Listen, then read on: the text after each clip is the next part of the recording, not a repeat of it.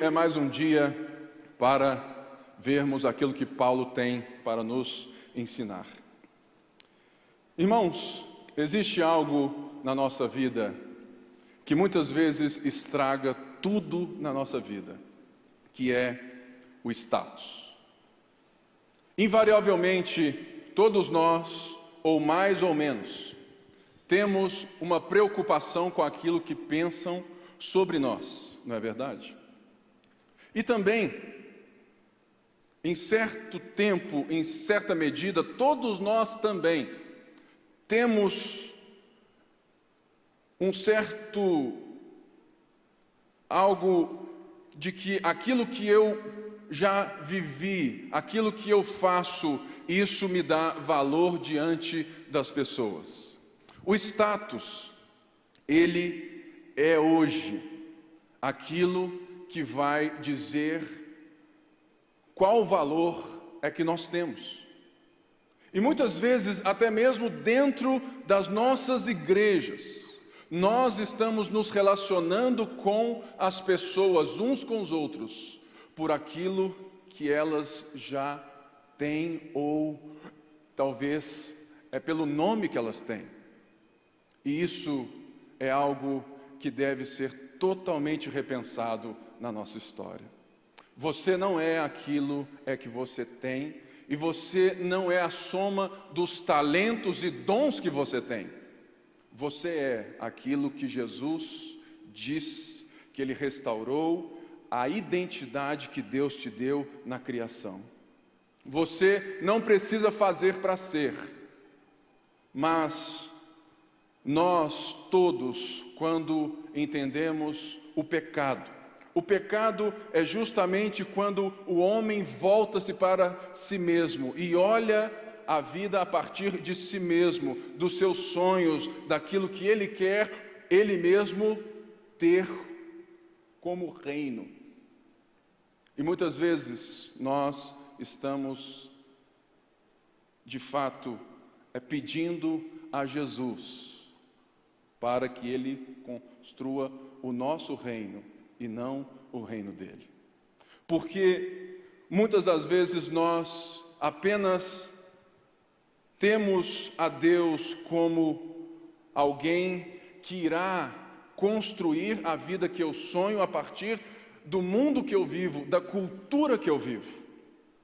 E a pergunta é: como será que Paulo ensina sobre a verdadeira realidade da vida e aquilo que de fato importa? Porque Paulo vai nos mostrar que em meio a tempos difíceis, ele não estava nem um pouco olhando para si mesmo. Hoje nós vamos ver a carta de Paulo.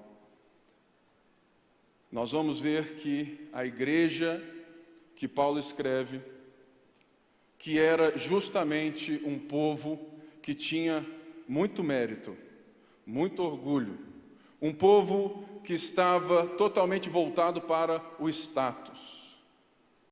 Era um povo que tinha cidadania romana. O povo de Filipos era um povo que ou já tinha nascido com isso, ou por causa das guerras receberam, de fato, a cidadania romana. Paulo ele era grego-romano, mas Paulo estava preso. Então, justamente nisso aqui, na sua carta, aqui no capítulo 1, a partir do versículo 12, carta de Paulo,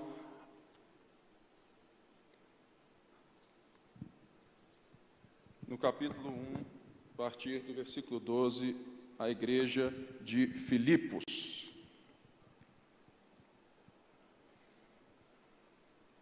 Diz assim: eu quero que saibam, irmãos, que aquilo que me aconteceu tem antes servido para o progresso do Evangelho. Como resultado, tornou-se evidente a toda a guarda do palácio e a todos os demais que estou na prisão por causa de Cristo. E a maioria dos irmãos, motivados no Senhor pela minha prisão, estão anunciando a palavra com maior determinação e destemor. É verdade que alguns pregam a Cristo por inveja e rivalidade, mas outros o fazem de boa vontade. Estes o fazem por amor, sabendo que aqui me encontro para a defesa do Evangelho. Aqueles que pregam a Cristo por ambição egoísta, sem sinceridade, pensando que me podem causar sofrimento enquanto estou preso. Mas que importa? O importante é que de qualquer forma, seja por motivos falsos ou verdadeiros, Cristo está sendo pregado e por isso me alegro. Senhor, essa é a Tua palavra. E neste momento eu peço que o Senhor me dê a graça de expô-la com fidelidade. Me ajuda, Senhor, na fala, me ajuda, Deus, que todas as pessoas, aqui ou em casa, possam receber do Senhor a porção deste dia. Em nome de Jesus, e todo o povo de Deus disse amém. Paulo vem e trata sobre a realidade da vida de um irmão em Cristo. E ele vem e ora justamente para que o amor deles cresça. E depois disso, Paulo vai responder a essa igreja, que era desde o seu início um povo que se preocupava com Paulo e que investia no ministério de Paulo. Eles estavam aflitos para saber como Paulo estava. E esse trecho nos mostra como que Paulo ensina um novo olhar para a vida ao respondê-los como ele estava. E diz assim: quero que saibam que aquilo que me aconteceu tem antes servido para o progresso do Evangelho. Paulo estava preso em Roma, preso em casa, mas junto a Paulo, todas as horas, tinha um soldado romano junto. E a cada 4 horas, eles vinham e trocavam. Ou seja, Paulo não estava preso em casa, sozinho, de boa, recebendo Lucas e todos os outros. Mas Paulo estava cerceado daquilo que nós amamos tanto, que é a liberdade, não é verdade? Por mais que Paulo ainda não estivesse preso de verdade, na jaula, na cadeia, Paulo tinha a maior prisão, que era a prisão da liberdade de falar e de conversar aquilo que talvez um soldado não tinha como ouvir. E uma das coisas mais lindas é que Paulo não responde aos irmãos de Filipos sobre a sua situação. Ele vai nos jogar uma realidade que nós devemos ter, que Paulo não está preocupado com as circunstâncias que ele está nela, mas ele aponta para os benefícios que a circunstância da prisão trouxeram ao Evangelho de Jesus Cristo. E esse povo estava muito acostumado com qualquer linguagem de guerra, justamente porque eram um povo que estava dentro de uma cidade romana, que tinha como um povo aqueles que já de fato tinham servido na guerra, e havia em Filipos a cultura romana. E não só isso, mas eles tinham os benefícios fiscais de Roma. Eles tinham todas as benesses por serem cidadãos romanos de um império enorme. Logo, esses irmãos certamente vão ter dificuldade de abrir mão do seu status. Mas Paulo já faz de cara. Ele já nem responde se ele fala assim: irmãos, podem ficar tranquilo, estou com saúde, estou bem. Paulo nem responde. Paulo responde aquilo que interessa. Ele nos joga a lógica da vida de um homem de Deus, a ponto de nos colocar no foco que é verdadeiro para nossas vidas e que nos trouxe até aqui essa noite. E Paulo usa linguagem militar. Diz assim: aquilo que me aconteceu foi para o progresso. É justamente um termo militar aonde Paulo está entrando na cultura dos filipenses e jogando as palavras dentro de um status que eles tantos tinham na sua vida. Ele está dizendo: olha, eu estou preso, mas o evangelho não. E como as tropas romanas avançam, o evangelho tem avançado territorialmente com liberdade. Será que nós temos a capacidade de enxergar a nossa vida, nas nossas crises, nas nossas dores, a partir do avanço do evangelho? Será que temos como perceber que talvez uma perca de liberdade pode ser benéfica para que toda a guarda pretoriana veja quem é Jesus? E isso Paulo diz aqui que como resultado, ou seja, como resultado de uma circunstância adversa. Irmãos, Jesus, Ele não está interessado em te dar a vida das flores. Ele está interessado que você aprenda que Ele está com você no meio da tempestade ou no meio da bonança. E que você enxergue a vida não a partir do seu próprio ego, mas a partir daquilo que aconteceu e da notícia que você recebeu, a boa nova do Evangelho. É por isso então que, é que Paulo vem e nos joga que a situação dele não importa, importa a situação do Evangelho que está livre. E como resultado da sua prisão, ele diz que todos os guardas ficaram cientes do Evangelho.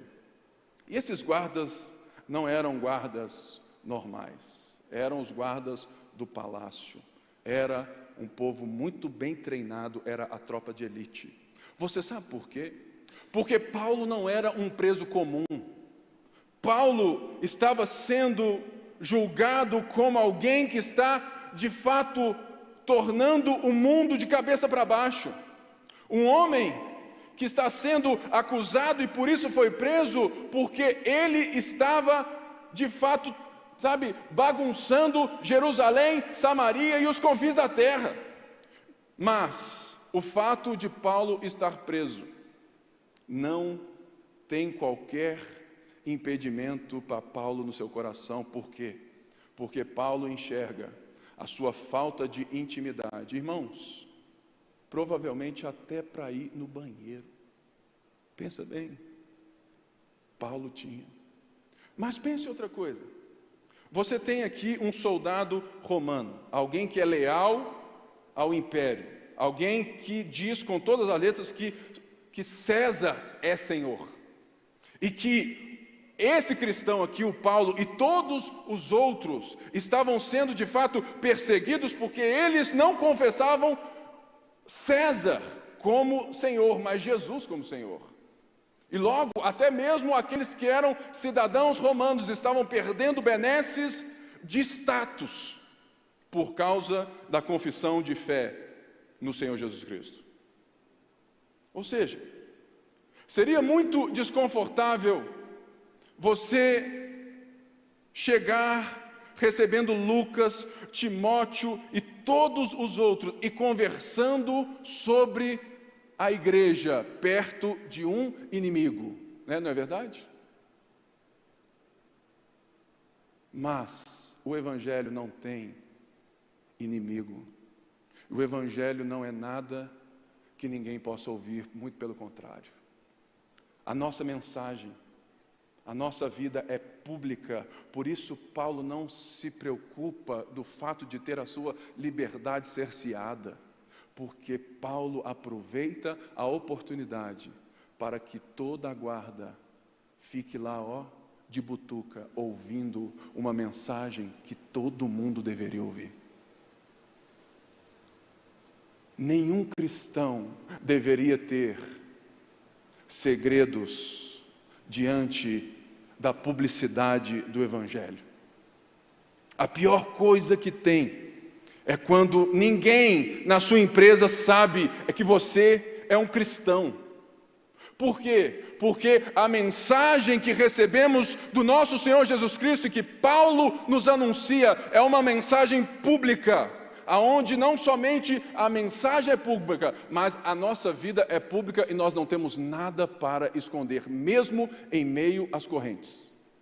Por isso Paulo se alegra, porque na circunstância o Evangelho avançava. Muitas pessoas necessitam entender que, muitas vezes, um câncer é uma porta aberta para a mensagem de Jesus Cristo na sua casa. Por mais que Deus não tenha lhe dado câncer, Deus usa todas as coisas, porque Paulo diz isso, que todas as coisas cooperam. Todas são todas, irmãos, as boas e as ruins, todas. Por quê? Porque todas as coisas cooperam para o bem daqueles que amam a Deus. Ou seja, na saúde ou na doença. Nos momentos difíceis, o problema é que nós pensamos na nossa vida, mas Paulo pensa naquilo que mudou a sua história, no Evangelho. E por isso ele se alegra, porque por falta de intimidade, soldados romanos podem ter o privilégio de ter agora intimidade com Deus. Mas ele vai mais além, e ele diz que outros irmãos estavam tendo mais destemor, mais confiança, porque ele estava preso. É grande verdade que todos nós precisamos de referências, não é? De heróis. E a pior coisa é quando nós vemos músicas, né, como aquela que canta assim: os nossos heróis morreram de overdose. Não, irmãos, não existe nada errado em termos referências nas nossas vidas, e Paulo se torna um apóstolo, alguém que é referência e que estava sofrendo pela causa de Cristo, e a igreja se anima a carregar a mensagem. E ele se alegra porque irmãos estavam fazendo isso. Mas ele entra num ponto que muitas vezes é complicado. Porque ele diz que alguns irmãos estavam fazendo isso por inveja, ambição, falta de sinceridade. Pois bem, o que isso tem a ver? Porque Paulo aparenta não se preocupar com isso. Por quê? Porque Paulo, ele está totalmente focado na mensagem. E aqui, muitas vezes, nos passa que eles estavam dizendo algo que era errado, herético, que feria a mensagem do nosso Senhor Jesus Cristo. E por acaso, você sabe o que é a mensagem? Você sabe explicar em 5 minutos a boa nova, o Evangelho? Porque se nós não sabemos explicar em 5 minutos o que é a boa notícia do nosso Senhor Jesus Cristo, pode ser que nós estejamos vivendo por meio dos status. Porque se existe algo que é tão importante para nós e nós não temos a competência para abrirmos essa mensagem, pode ser que a gente ainda não tenha compreendido a profundidade, a largura e a altura dessa mensagem. E é por isso que aqui Paulo não está dizendo que esses irmãos estavam pregando coisas erradas sobre Jesus. Não, eles só estavam pregando com a motivação do coração errada. Da mesma forma como muitas vezes nós nos relacionamos, nós pregamos, nós cantamos, nós trabalhamos sendo cristãos com a motivação errada. O problema que Paulo diz aqui não é de conteúdo da mensagem, mas é do conteúdo do coração. É de fato a motivação que nos traz até aqui nessa noite, é a motivação na qual nós oramos, pregamos e vivemos. Lendo isso, eu me lembrei do mercado gospel. Irmãos, nunca fui gospel, mas eu já vi muita coisa nesse mundo. E eu vejo irmãos tão sinceros, que a partir do momento que eles têm a necessidade de colocar materiais, produtos ou de manter uma agenda e um nome para que eles possam ter sustento, nada errado nisso, mas eles muitas vezes perdem o coração do Evangelho. Irmãos, eu já vi tanta gente querendo ser pastor porque acha que ser pastor é maravilhoso, é uma coisa nobre e que dá dinheiro. Nobre é, demais. Mas, irmãos, deixa eu te dar uma realidade sobre ser pastor. Ser pastor é dom. Se você não tem, é como você estiver no pior lugar para a sua vida agora. Porque ser pastor é bom demais, mas é difícil demais. Somente quando temos o dom, quando estamos no lugar certo, é que nós somos capazes de aguentar aquilo que Deus nos vocacionou. Por isso, Paulo chama a atenção, por quê? Porque uns pregam por amor ao Evangelho, outros pregam o Evangelho por amor a si mesmos.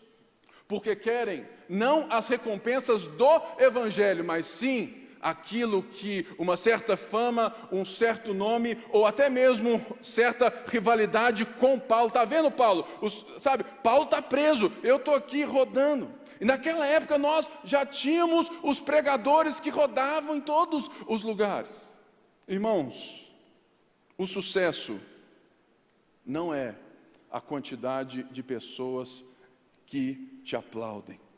O sucesso é a quantidade de exemplo que as pessoas enxergam em você.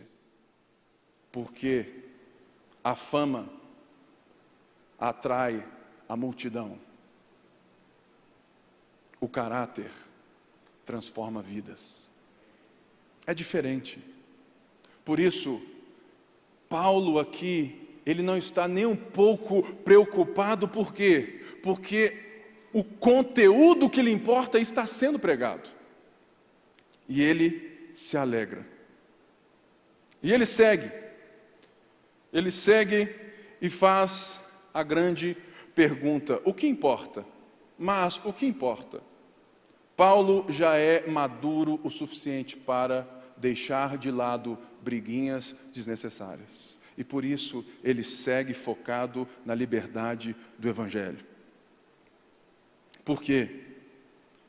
Porque ele não tem tempo para perder com ressentimentos. Paulo não tem mais tempo para ficar de briguinha que não vai glorificar o nome de Jesus. E ele diz assim, a partir do verso 19 agora. Ele diz assim: de fato, continuarei a alegrar-me, pois sei o que me aconteceu resultará em minha libertação. Graças às preces de vocês e ao auxílio do Espírito de Jesus Cristo. Aguardo ansiosamente e espero que em nada serei envergonhado. Pelo contrário, Com toda a determinação de sempre, também agora, Cristo será engrandecido em meu corpo, quer pela vida, quer pela morte, porque para mim o viver é Cristo, mas o morrer é lucro. Continuarei a alegrar-me. Paulo não estava certo de que ele iria ser solto, mas havia uma certeza no coração de Paulo de que não havia nada que iria, de fato, deixá-lo preso. Porque ou ele iria ser solto, e tudo diz que sim, Paulo foi solto, fez algumas outras coisas, e depois ele foi preso novamente, então morreu. Mas Paulo também estava vendo a sua sentença de morte como libertação. É por isso que a frase de efeito que todo mundo fala, para mim, o viver é Cristo e o morrer é lucro, ela começa a fazer sentido quando nós vamos entendendo o texto. Porque a liberdade que Paulo diz não está se ele vai ser solto ou se ele vai ser morto. Está em que ele vai estar livre, porque se ele estiver morto, ele vai estar com o Senhor. E se ele for solto, ele vai acelerar ainda mais no Evangelho. Mas ele diz que existe a causa disso. E Paulo dá graças a Deus pela oração dos irmãos. Irmãos, existe uma única coisa na nossa vida que nos dá a proximidade que muitas vezes, anos juntos, pode não nos dar. É a oração uns pelos outros. Na preocupação que esses irmãos estavam por Paulo, eles estavam levantando um clamor por Paulo. E Paulo ressalta isso, olha, eu estou forte hoje, eu estou de pé, eu estou resiliente, eu tenho a força, eu tenho o auxílio de Deus, por quê? Por causa das orações dos irmãos. Irmãos, a nossa vida tem que ser regada de oração. Não muito por nós mesmos, porque Deus levanta outras pessoas para orarem por você. Faça um teste. Passe a ter 70% das suas preces a Deus para os outros e 30% só para você. Você vai perceber o tamanho da gratidão que vai brotar no seu coração. Porque, irmãos, um culto igual esse aqui não é mais um dia normal. Nós temos hoje a oportunidade de orarmos juntos, de cantarmos juntos e de ouvirmos a palavra juntos. Então Paulo ressalta, olha, vocês fazem parte comigo, a minha força, isso como eu estou hoje, isso tudo que eu falo, vocês fazem parte, e o Espírito Santo tem sido o meu auxílio. E ele cita aqui o Espírito de Jesus Cristo. Por quê? Porque quando Jesus é assunto aos céus, ele disse que ele iria enviar quem? O Consolador. O Espírito Santo, ele é alguém que de fato consola-nos da saudade que Jesus nos faz. Por quê? Porque o nosso Senhor é Jesus, o nosso Rei é Jesus, o nosso noivo é Jesus. Por isso o Espírito Santo vem para nos dar consolo, força e poder de testemunho, para que o mundo veja que Ele é de fato o Senhor. Por isso que Paulo fala o Espírito de Jesus Cristo. Por quê? Porque Ele consola a saudade que nós temos, porque a partir de agora a nossa vida não está firmada no dia da sua morte, mas no dia de Cristo, no dia que Ele voltar.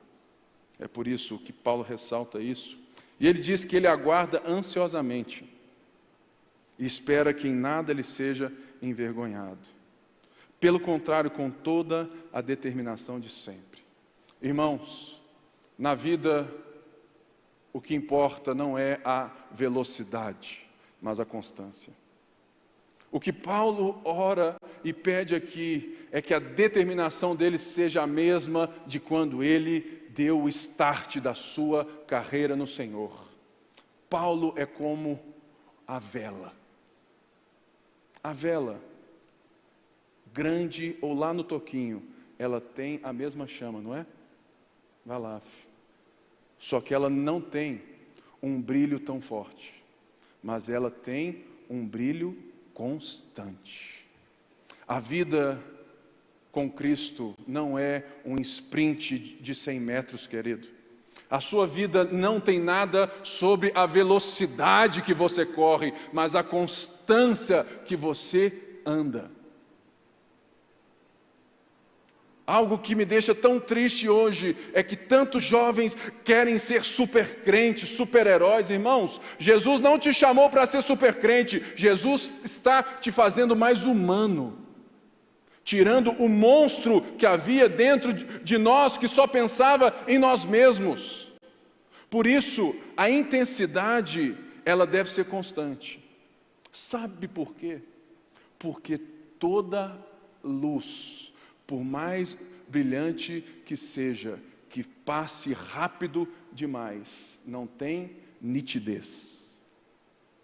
A vida de um homem de Cristo, a vida de uma mulher de Cristo, não importa se você é uma luz, um farol que vem e passa como um raio. Ninguém enxerga com nitidez o que é rápido demais.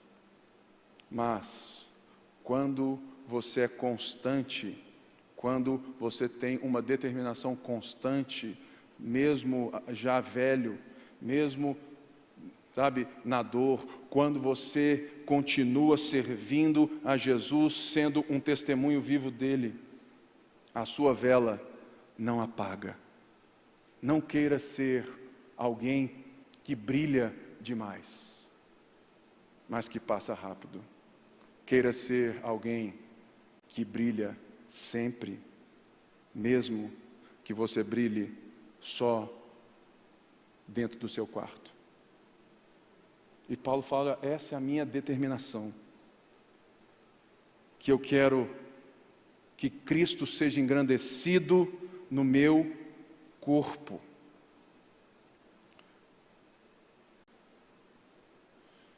Ou seja, aquilo que Paulo pede e ele ensina é que a sua vida, a minha vida, seja essa luz que faz, é de tal forma que aqueles que não creem em Jesus, ou seja, que Jesus é pequeno para eles, que a sua vida os mostre a grandeza de Jesus. E a sua vida deve ser de tal forma para engrandecer ao Senhor, que aqueles que enxergam Deus como algo distante, como alguém que fez o mundo, deu corda no mundo como um homem do relógio e saiu fora, está julgando alguma coisa lá num quartinho, julgando um PlayStation, um FIFA, alguma coisa num quartinho bem alto no terceiro céu. Paulo mostra que o nosso Deus, Ele é um Deus do sobrenatural, um Deus que está além do nosso tempo, está além das nossas vistas, mas o nosso Deus é um Deus pessoal, presente, imanente. Ele se importou comigo e com você, Ele está na nossa história. Por isso que a nossa vida deve fazer para com aqueles que não conhecem a Ele, que a ideia de um Deus, de um velho barbudo, distante, mostre pela sua vida que Deus está a um palmo do nariz das pessoas. Esse é o testemunho de quem quer ver o crescimento não numérico das coisas, mas o crescimento do Evangelho. Irmãos, quando nós temos a vida firmada em status, nós vamos fazer a igreja, nós vamos pensar a igreja, nós vamos ser todos aqueles que pensam que sucesso é número, é quantidade. E não é. Sucesso, na ótica do texto bíblico que nós estamos vendo, na ótica de Paulo, o sucesso é quando o Evangelho cresce em nós, porque é a única mensagem que merece a nossa vida e a nossa morte.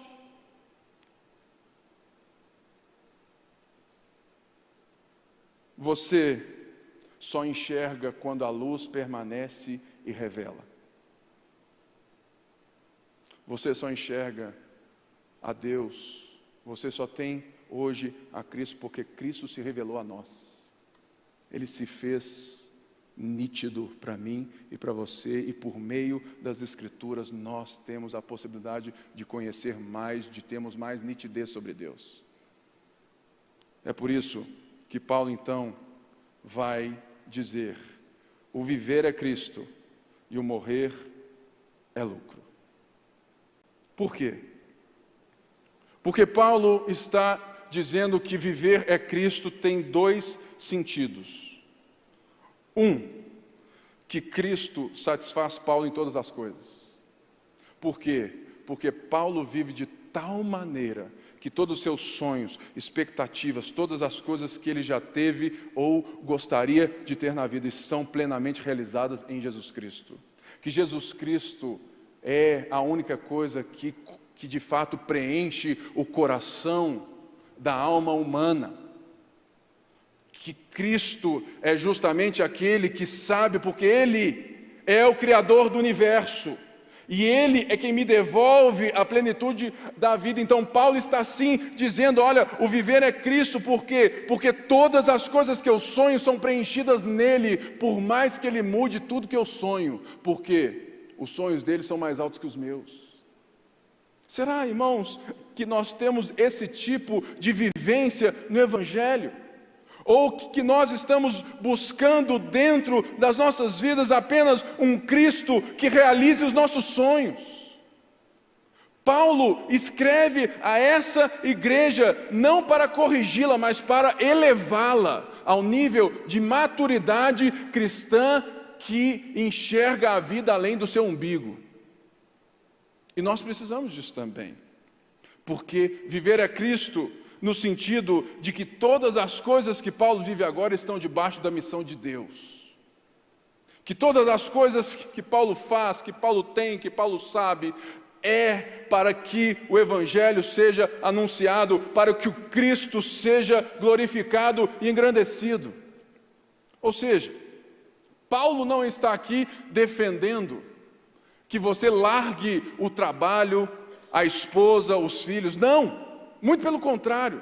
Paulo está redimensionando a realidade do seu trabalho, da sua casa e de quem você é. Paulo está dizendo: existe um jeito de ser médico para a glória de Deus, existe um jeito de ser um professor para a glória de Deus. Não queiram fazer algo na igreja só porque dizem que isso é servir a Deus. Não, irmãos, coloque toda a sua vida num só sentido: o viver é Cristo. Eu posso ser alguém que não faz nada nesse lugar aqui, mas eu posso ter um significado de vida em Cristo maior do que muito pastor que possa pregar nesse lugar, porque não é o que eu faço, não é o dom, não é o status, não é o talento que eu tenho, mas é o conteúdo do meu coração para Ele, que Ele me traz, que Ele me redime e que Ele me abre os olhos de um mundo totalmente novo, de um mundo onde o foco não é o eu, mas Ele. Por isso, Paulo diz: olha, o viver é Cristo. Enquanto eu estiver aqui, eu vou jogar a bola para Jesus, eu vou namorar para Jesus, eu vou cantar louvor para Jesus, eu vou torcer, eu vou fazer o que for, eu vou pregar para Jesus, mas as pessoas vão ver a luz de Cristo com nitidez no meu testemunho. Esse é o ponto da maturidade, da alegria de Paulo, irmãos. A alegria não está na circunstância, mas está no Senhor Jesus, na nitidez que Ele vem se apresentando a nós, e que o Evangelho é essa mensagem que o mundo precisa ver pela nossa boca e pela nossa vida. E por isso é que Paulo diz: o morrer é lucro. A morte morreu na morte de Cristo. Não existe mais nada. Não existe mais nada que possa dominar você e mudar o fim da sua vida, porque Jesus já te comprou pelo preço de sangue. E é essa perspectiva que faz Paulo enxergar a morte como um sonho desejoso. Lembre que Paulo aqui está dialogando com gente que sabe o que é aposentadoria.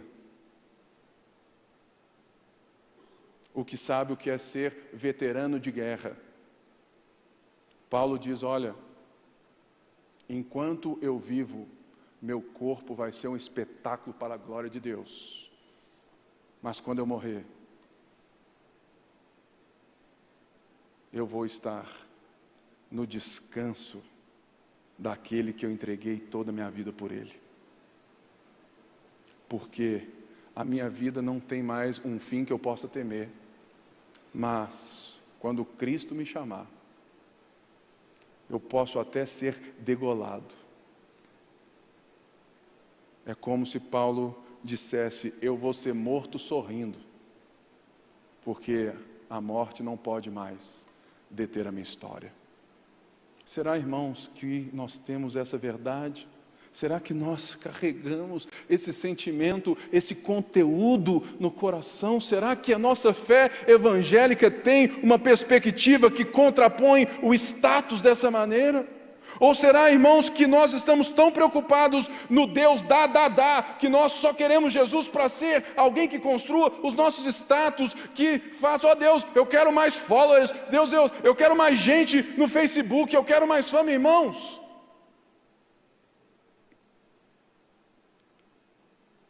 Não viva pelos dons, não viva pelos talentos, viva pela identidade de Deus. Por quê? Certamente no corpo de Cristo existem pessoas que são melhores aparentemente do que você. E existem outros que são aparentemente piores. Mas existe um lugar para todo mundo, um dom para todo mundo.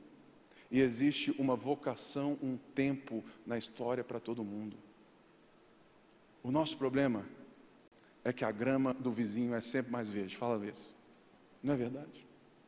É que a gente sempre quer ser usado por Deus na forma que o outro é usado por Deus. O que Paulo diz por todo esse texto é falar assim, olha, por mais que eles estejam pregando Jesus por ambição, eu me alegro, porque eu me alegro de ver Deus usando as pessoas para que o Evangelho seja anunciado. O nosso problema é que nós estamos tão presos a essa ideia de que temos o direito de ser felizes. Irmãos, aprenda de uma vez por todas. A felicidade não é um fim aonde você chega lá. Ela vem de brinde com a escolha que você faz. Bem-aventurados os pobres de espírito. Bem-aventurados os que choram. Não existe na Bíblia nenhuma felizes são aqueles que são felizes. Não. Existe uma coisa que nós temos que de fato entender. Você não nasceu para ser feliz. Você nasceu para encontrar Cristo.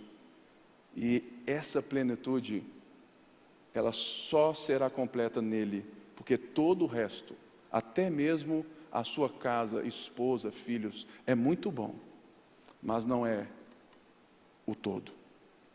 Portanto, faça como Paulo nessa noite, se apegue ao Evangelho, se apegue à missão de anunciar o Evangelho, se apegue à certeza de que Paulo não temia a morte, porque a eternidade já não era o futuro para ele, era o presente. Amém? E nessa hora, eu quero é que você, talvez, é que veio hoje aqui, e talvez você fala, Pipe, eu então vi que eu não sou um homem crente em Jesus Cristo, eu não creio em Deus, eu não creio nisso tudo, mas hoje eu quero iniciar, de fato, a minha vida com Jesus. Ou você está aqui agora e falou assim, puxa vida, eu percebi que eu estou totalmente desviado. E você quer alguém para te direcionar, ensinar. É simples. Ainda, aqui é algo fácil. Então, enquanto nós somos aqui poucos, nós vamos ter a chance de sermos mais informais. Se você quer hoje aceitar a Cristo na sua vida, após o culto, você vem até mim e eu vou direcionar você, cuidar, te preparar para que um dia você confesse publicamente no batismo a sua fé. E se você está desviado e quer voltar a esse evangelho maravilhoso, me procure, que eu quero também trazer você de volta ao centro da vontade de Deus.